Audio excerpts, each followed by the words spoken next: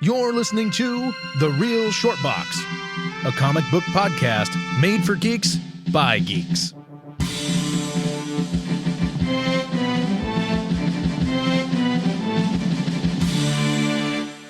Ladies and gentlemen, welcome to The Real Short Box. My name is Darren. Sitting in front of me is the Dr. Kevin. And then to my right, of course, being... I don't technically have a name. You sounded like Beavis or Butthead there for a second. I thought your name was Dwayne McTaggart. It is. Shut up, Beavis. We got Beavis in studio. I mean, this is great. Who knows? Maybe even Cereal Guy will make an appearance. That's true. You never know. Possibly. Yes, absolutely. Hey, we've been running to know. Everybody, right now, talk about this show. What are we talking about today? I'll tell you what we're going to be talking about. This is basically going to be starring Mr. Beavis because he has privileged information about something that has already come out that he has had an advanced view of. And that, of course, would be... That would be the Batwoman television series. On which station?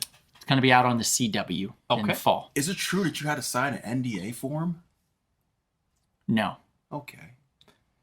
No, but I did have to sign a birthday card for your mom. Oh. Which I thought was odd. That is odd. Yeah. Now, when it comes to Batwoman, I mean, essentially, we're just going to basically, throw our comments in here, but I think we should just give you the floor on what Batwoman is all about, whether you're going to praise it or just, routinely bitch about it. Well, we all know who the series cast in as Batwoman because she was in, I believe it was an episode of Arrow, I want to say, or Legends of Tomorrow. We're talking about Ruby Rose? Yes, Ruby she was in Rose. Orange is the New Black. Yeah, she was in that. She was also in that the Meg Shark yes. series. Lots of tattoos. Yes. And every time I hear her name, I want to think of Ruby Ross from The Fifth Element. Oh, wow. I think of Ruby Ross! Played by Chris Tucker. Chris Tucker. Yeah. But who cares? Yeah, Matter of fact, you were telling me, you said you prefer Chris Tucker over Chris Rock. Yes, I do, 100 times. 100 times over. I would love to hang out with Chris Tucker. I would not want to hang out with Chris Rock. You would tell that to his face. No. Chris Rock's a comedian and Chris Tucker is an actor, and there's a big difference. I mean, and I'm sorry, what Chris Rock has done on camera is not acting. Wow. I've seen Bad Company. Yeah. Wow. Yeah, I think he would slap both your faces. Grown Ups and Grown Ups 2. I think he slapped both of your faces. Well, when he's talking like this about it. You didn't see him in New Jack City? As Pookie, he was a great character. Nope. Stop it. Let's get to Batwoman. Okay, so Ruby Rose as Batwoman. The show opens up with her underwater. And she, I can't remember what she's trying to do. She's trying to get herself untied from something or trying to retrieve something. And she goes to get back from the hole that she had carved in the ice, obviously, to get into the water because it's cold water. And someone slides a box or something over top the hole and she can't get out. So now she has to figure out a way to get out from the ice. And we don't know why she's in the ice, except for maybe to test herself. And when she finally does, of course, because she's Batwoman, manage to get herself out of the ice, we find out that there was an Inuit that was helping her with this training. For what, we don't know, and we really don't know throughout the whole episode. What we guess is that she's training to be a part of the elite. What do you want to call elite protective service called the Crows, and the Crows are what GCPD, Gotham City Police Department, can't really do. They're hired help. They're hired protection. They're like those guys that go overseas, what do they call them? Black Ops. Yes, Black Ops kind of thing. But in the U.S. I'm really trying to decide if I even like the platform and the premise of this. It sounds a little meticulous. And she's only doing this, by the way, to make her father proud and to show him that she can be something special. Her father is played by Dougray Scott. Oh, I love Dougray Scott. You won't. As in, like, the Not in this. as in the man who's originally cast to play Wolverine? Yes, in watching him in this, he's taken a hard fall. Like, his acting is terrible in this. I'm sorry, Dougray, you are awful in this pilot of Batwoman. Ruby Rose is awful in this pilot of Batwoman. They are both robots that are just seeking asylum from someplace else because they weren't invited into other television shows. I don't understand it. Like, they're so bad. That's so sad. Everyone in this is awful. That's so sad. Awful.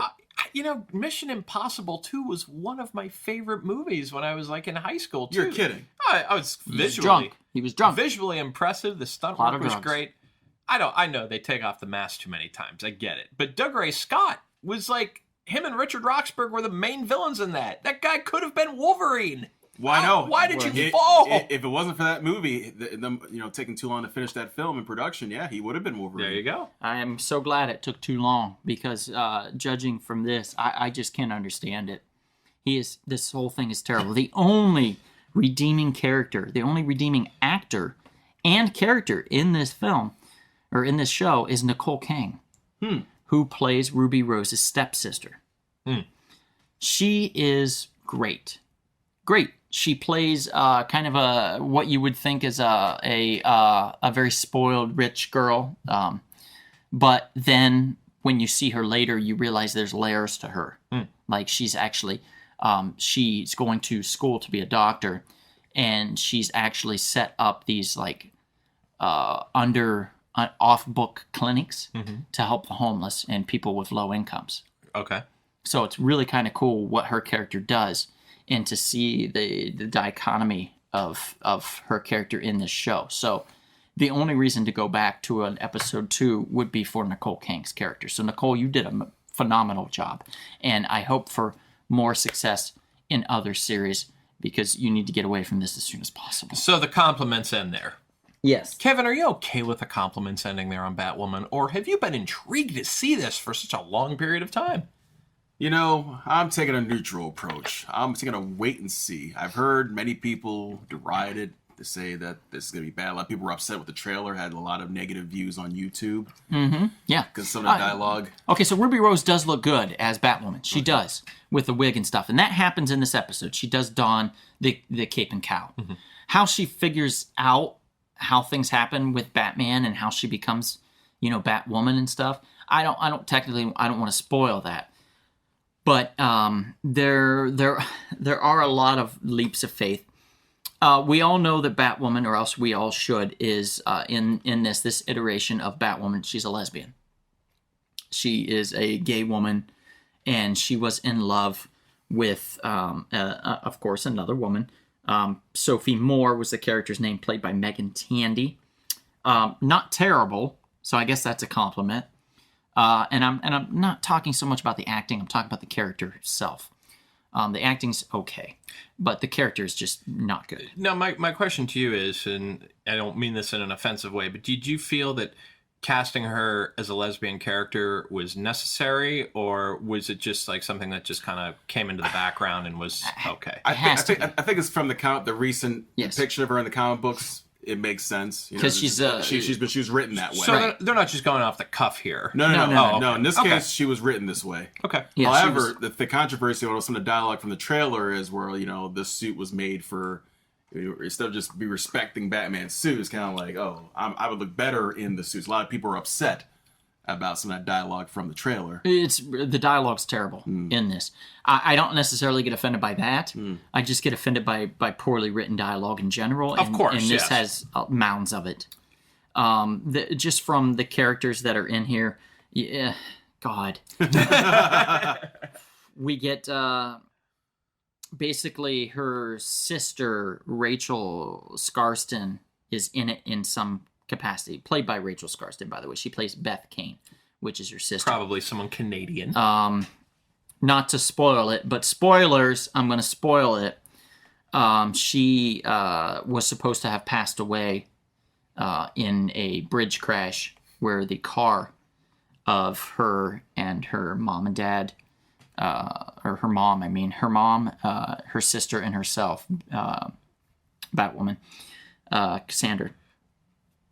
Are you sure that she wasn't? Yeah, all go over the bridge, but the Batwoman is saved by Batman, which is how then she creates Batwoman. Or that's the spark. Oh, are you sure that car was not being driven by Ted Kennedy?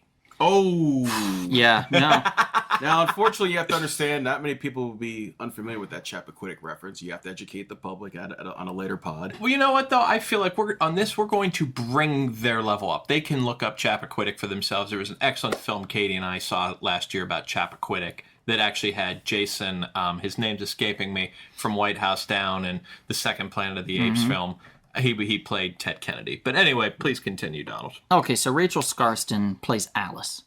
Alice, of course, the villain from Alice in Wonderland, not the original story, but from the Batman universe, playing the villain Alice. So she's going to become this villainous character that we will find out in the end of episode 1. So it's not a huge spoiler. If you watch episode 1, you're going to find this out. And if you're not a complete backbirth, you'll have figured this out, pretty early on. Darren coughs every time there's bullshit, by the way. and this series is rife with it. So do you believe this series is going to get canceled after the first season when it's all said and done? I hope so. I really do hope so. But what if it has a strong feminine demographic that comes out and supports it? Well, good for them, but for not the right thing. I feel like if you do as a gay person, not myself personally, but as a gay person out there in the world, if you want to support, I think gay people in general feel it's necessary to support gay projects because there's not a lot or enough of those out there. I agree. Mm-hmm. There's not enough. But I feel like if you start supporting everything, you're doing maybe a disservice in a way. And I could be wrong. And if somebody disagrees with me, you can make a comment and we can discuss openly, YouTube or, Facebook or whatever. I'm happy to do that because there are points and counterpoints to everything like this. And this is included. I personally feel that, if you just want to keep it safe, people are drawn to high quality work. And if it is as poor as you say it is, there's a couple issues they're going to have. One, they're going to have to raise their game and make it better. And maybe this pilot's just not very good. I mean, I always like to tell people forget the pilot to How I Met Your Mother was not good in many people's opinions, but it got 9 whole seasons and was very popular. Game of Thrones, the original pilot of Game of Thrones was said to be terrible. Yeah, so I mean, I think that question needs to be asked is, are they going to improve it? Are you being like, wow, I was turned off right away, but hey, maybe if I give it a few episodes, because you should, if you want to be fair, you should give everything 6 episodes. If it can't draw you in by there, it never will. Mm-hmm. Yeah, I can almost personally guarantee if they do not improve the quality of this, you will not be drawn in by any episode past episode 1. You will shut it off.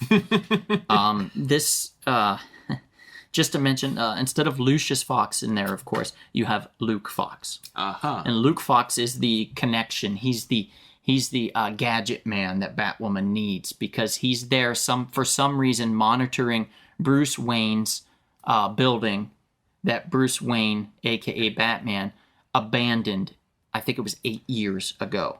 No one has seen the Batman in 8 years in this fictional world. It's funny that between Dark Knight and Dark Knight Rises, that was a similar premise. God, he was gone for 8 years. I really hope CW doesn't do a Batman series. I really hope. I don't think they will because I don't think they really can.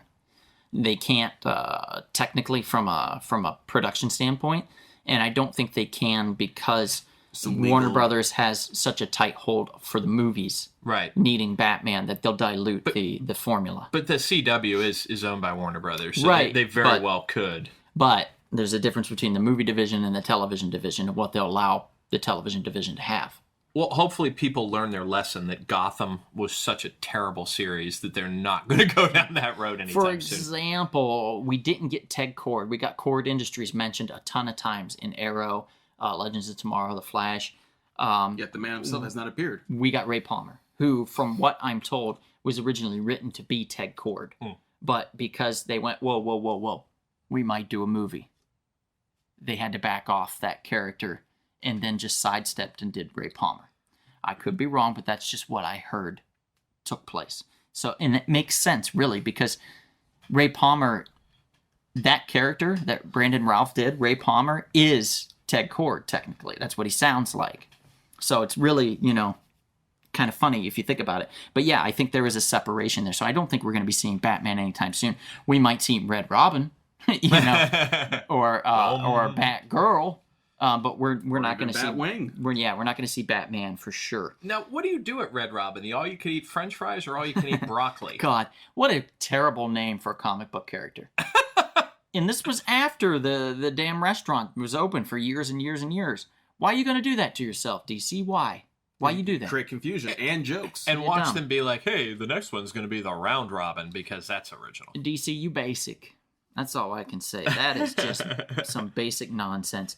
But going a little forward, so we're introduced to the character. We're introduced to the Black Ops kind of thing that governs and, well, just protects Gotham City, and that they need to keep this contract. We're introduced to her stepmom, who, by the way, is played by Elizabeth Ann Weiss, I think is how you pronounce it. Her character could have been killed off or non-existent, and nothing would have changed. At least in this pilot, nothing. See, this is the privilege of having a television series, is filler. Yep. So at some point, we're going to find out something about her. I don't care. I really don't. But we'll find out something about her. Fair enough. I'm not going to watch it. Why long would you enough to care? know. We've got just, I guess the backstory between Batwoman and between Megan Tandy's character is, there's a past love there, and they met while in the academy, and because they were found out to be lesbians, they were told that they could either not be lesbians and still go to the academy, or they could leave. And Miss Kane, she decided to leave, whereas Megan's character, Sophie, she decided to stay. And that's what created the split between the two of them and their passion and their love. So when Kane comes back into town, Sophie runs into her because she works for her Kane's daddy's organization. So there's a little bit of, oh, hey, what's going on here, And then she finds out that Sophie is either dating or married to a man. I believe dating a man. So that's like, whoa, what's going on? And she was like, well, I was exploring myself. So nothing to do with actual superhero stuff. No, there's very little of that until the end, actually. It's just more of self-discovery and discovery of the outfits of Batman and stuff like that. There really isn't a ton that takes place. There's a fight scene at the end with Alice, where Alice threatens to blow something up, blow the city up or something, or blow up. She starts causing mayhem, and the Crow organization is afraid they're going to lose their contracts. So Miss Kane puts on the Batwoman suit and goes out to fight crime, not knowing exactly what she's doing. Yeah, and to make this CW universe even more incestuous, I'm predicting this coming right now. You're going to take the blonde lesbian character from Legends of Tomorrow and merge her onto this somehow. I just feel like that's coming. I think actually we may have had a little flirtation or a wink and a smile from that, if I'm correct. If I'm remembering this correctly from the Legends of Tomorrow, from what I heard this past season, there was a little bit of a little wink and a nudge between the two of them. Yeah, of course. I mean, could be wrong, but it's yeah. so easy to predict. You can see this coming. Anytime you get two, they couldn't just hate each other, It's just strange. Oh, you're gay. Well, then you have to like each other. No, and the thing too is like, and this is like when Flash, the Flash episodes that I disliked the most were the ones that merged with Arrow, where I had to watch Arrow the same week as I did Flash. It's a smart business move, but I really disliked it. I don't need those universes meshing together. Right. But that's the only way I would watch Arrow. I would watch, to get to that and then to watch and that. And they know that. Right. So it hooked me. Right. That's how they did it with people like me. Because I would have never watched Arrow otherwise, because I could give a shit less about that character. I just think the woman who's his assistant, her calves are just too large for me. Okay. I'm going to go with that one. Fair enough. Too large. That's Felicity, right? Felicity, thank you. Felicity Snope. My I think. goodness. Yeah. She runs the Snopes website, actually, for debunking things. For real? Snopes talking. No. That would be unbelievable. That would be pretty awesome. Yes. But honestly, I could go on and on and on, but I wanted to keep this one short because I don't, as much as I spoiled, I don't want to spoil everything. There is a nice scene in the park where they do play a Zorro film, and that's a throwback to Batman, being when him and his parents came out of the movies they were watching Zorro. Right. Or the Mark of Zorro or the Mask of Zorro, I can't remember which one, when his parents then were accosted in the alley and murdered so viciously, thus creating the Batman. But with that, I think I'm, unless you guys have questions, I'm pretty much done with this because it's not worth your time. I actually do have a question. Is there Sure. a certain comic shop that sponsors us from time to time? I believe there is. Oh, sorry to interrupt, everyone. Just wanted to mention real quick about a shop in Canoga Park, California called Spiro's Heroes. Elliot, the proprietor of the store, has over 300,000 books in what's called the Temple of Comics. That's Spiro Heroes in Canoga Park, spirosheroes.com. Whoa, how about that? Ask and you shall receive. Isn't that right, Preacher Kevin? That is correct, brother. I believe, yeah, they also have Batwoman comics there, I believe. Oh, they have tons of Batwoman comics. And the Godfather will provide you if you ask, and you shall receive from the Temple of Comics. They also have Iron Muslim comics. I'm sure they do. They at least have one in the back, in the independent section, and they'll practically pay you to take it. And I feel like they should have paid me to watch this. And in fact, I believe they did. Well, that's wonderful. We're just spoiling all the secrets here. They pay you to watch Judge Judy. They pay you to watch trash, essentially. Well, they could. Oh. I mean, look, it's a roll of a dice. Some stuff's good, some stuff's bad. I think Exactly. that, you can't, there's sometimes that I'm sure that you have sat and watched something and you've really enjoyed it, but you have to pretend like you don't, or else you have to stay and answer questions. Mm-hmm. One last thing before I go, I just want to say again, Nicole Kang, bless your heart for being the only salvageable character in this show. You almost made it worth it, and I mean that in the highest regard. Honestly, I really do. So thank you. And thank you, Kevin, for being a person that can be admired by all of the youth listeners of this podcast. Oh, you're too kind. It is my honor to be a role model. Yep. He will be out in Magnolia Park every Thursday beatboxing for those that are interested. Yes, indeed. Going old school. And boots and cats and boots and cats and boots and cats and boots and cats. Oh, wow. This is such a cue that we need to go. Yeah. That being said, thank you for joining us as always. My name is Darren. My name is Dr. Kevin. My name is Donald. Quickly find us on Instagram, Facebook, iTunes, YouTube, Sprecher, Spotify, and Google Play Music. Or text message one of us. Our phone numbers are... And 5, 8, and we'll see you At the lovely and prestigious Comic Shop. Beatboxing. This has been The Real Short Box. We'll see you at the comic shop. Thanks for listening.